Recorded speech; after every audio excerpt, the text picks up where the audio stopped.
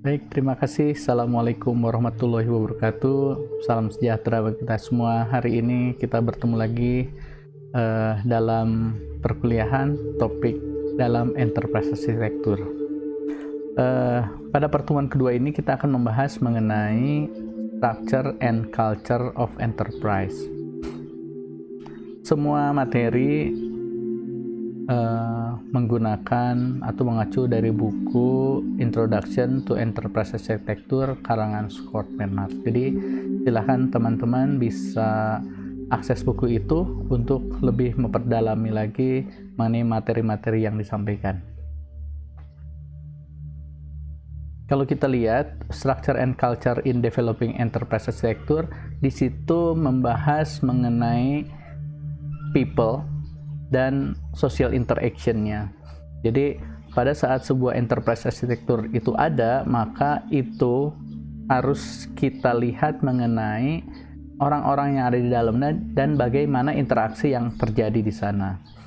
Untuk memahami itu kita harus melihat secara detail current arsitektur yang ada, relevan sama meaningful view-nya dari future arsitektur tadi. Karena apa? Karena pada saat kita membuat sebuah arsitektur tanpa memahami orang, maka arsitektur yang kita buat itu menjadi sia-sia atau malah tidak dimanfaatkan. Contoh sederhananya ini, pada saat kita, jadi di paparan ini diceritakan home architecture analogy. Jadi arsitek perlu memahami komposisi atau preferensi dari aktivitas yang ada di dalam rumahnya tadi. Bagaimana mereka menggunakan rumah, pola aktivitas yang ada di sananya, bagaimana menyimpan dan segala macamnya, itu menjadi concern pada saat arsitek membuat arsitektur rumah. Jadi bisa Anda bayangkan, Anda punya rumah, kemudian kebanyakan aktivitas di kamar misalnya. Tapi karena arsitek tidak memahami pola hidup Anda ataupun apa yang Anda inginkan, arsitek malah bisa saja membuat kamar itu lebih kecil, tapi ruang tamu jadi sangat besar. Padahal tadi aktivitas kita lebih banyak di kamar. Oleh karena itu banyak sekali hal yang tidak optimal nantinya. Oleh karena itu pada sesi ini menjadi hal yang penting untuk memahami user dan interaksi user tadi. Nah, pada saat enterprise arsitektur ini dibangun, ada beberapa teori yang mempengaruhi arsitektur tadi. Pertama adalah organizational theory, dan kedua system theory. Dua hal ini mempengaruhi dari enterprise arsitektur.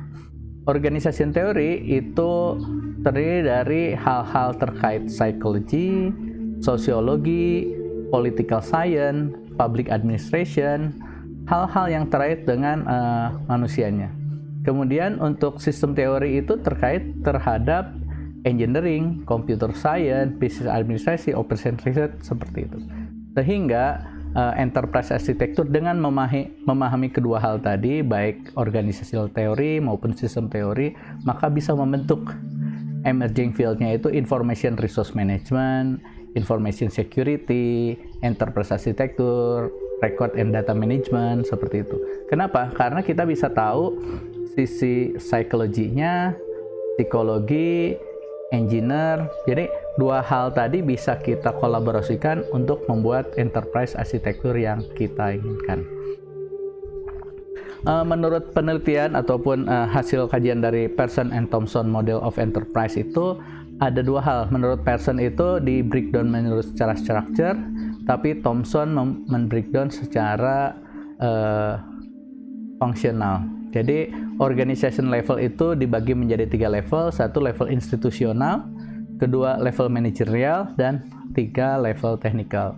Secara struktural, jadi cara bacanya struktural dan institusional.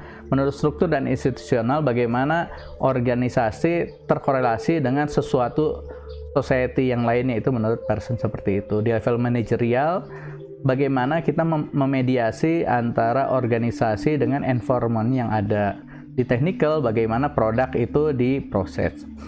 Secara fungsional juga demikian gitu kan. Tapi jadi artinya dua mazhab ini, Pearson maupun Thompson, melakukan pembagiannya yang sama, tetapi cara pandangnya yang berbeda. Satu, view by structure, dua, by functional. Kemudian karena buku ini mempunyai sebuah konsep tentang EA, maka dituliskan di sini IE3 Cube arsitektur terdiri dari, memang arsitekturnya dibikin seperti kubus gini. Cara baginya yang penampang depan terbagi menjadi goals inisiatif, kemudian product and service, data information, system application, and network infrastructure. Untuk penampang berikutnya adalah komponen-komponen apa yang ada dari setiap arsitektur tadi. Untuk yang secara vertikal itu komponen, yang horizontal itu line of business apa yang ada. Kemudian tadi sudah dijelaskan mengenai teori-teori dari Pearson and Thompson model of generic organization structure. Ada level institusional, manajerial, level sama teknikal. Nah, itu akan dipetakan. Artinya, scope dari institutional level itu berbicara mengenai goal inisiatif sama product and services. Level lebih rendah lagi adalah managerial level, itu berbicara di level product services, data information, dan system application. Untuk level lebih detail lagi, di technical level, itu berbicara di level sistem aplikasi dan network infrastruktur. Jadi sangat jelas, baik Pearson maupun Thompson itu dengan membagi dengan 3 layer untuk memperoleh gambaran abstraksinya.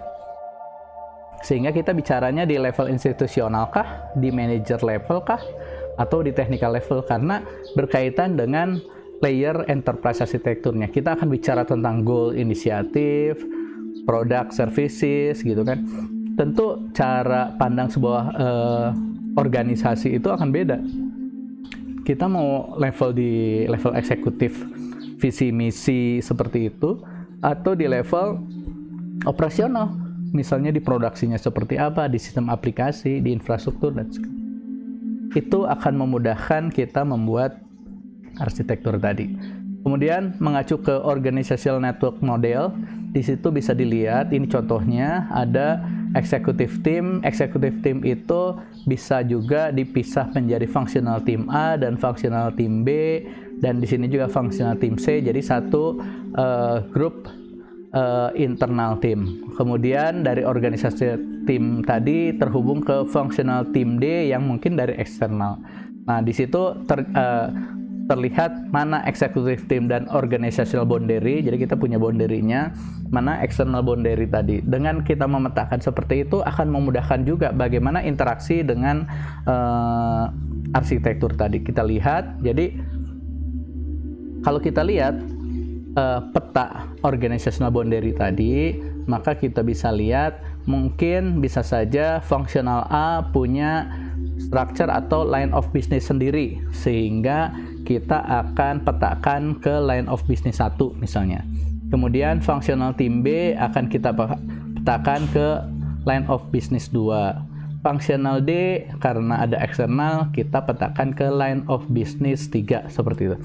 Jadi dengan kita petakan fungsional tadi, maka kita akan mudah memetakan posisi dari setiap fungsional tadi dan posisinya ada di mana di enterprise tersebut. Sehingga pada saat kita membuat arsitektur, kita bisa menempatkan wadah yang tepat untuk setiap fungsi yang ada. Itu barangkali dari saya. Jadi sebagai wrap up, untuk membuat sebuah arsitektur tadi, kita harus pertama memahami mengenai tadi psikologi, sosiologi, political science, nama public administration. Dengan memahami itu, kita bisa mengetahui orang-orangnya seperti apa, di level manajerialnya seperti apa, dan bagaimana kita memperlakukan orang-orang tersebut sehingga kita mudah untuk menempatkan orang tersebut dalam arsitektur tadi. Selain organizational teori, kita juga perlu memahami sistem teori. Dengan sistem teori kita bisa melihat adanya engineering, computer science, business administration, operation research, dan segala macam. Hal itu akan memudahkan kita untuk memotong tadi. di organisasi ini ada di level eksekutif, manajer atau operation, atau di level technical. Itu saja barangkali yang bisa saya sampaikan. Terima kasih. Assalamualaikum warahmatullahi wabarakatuh.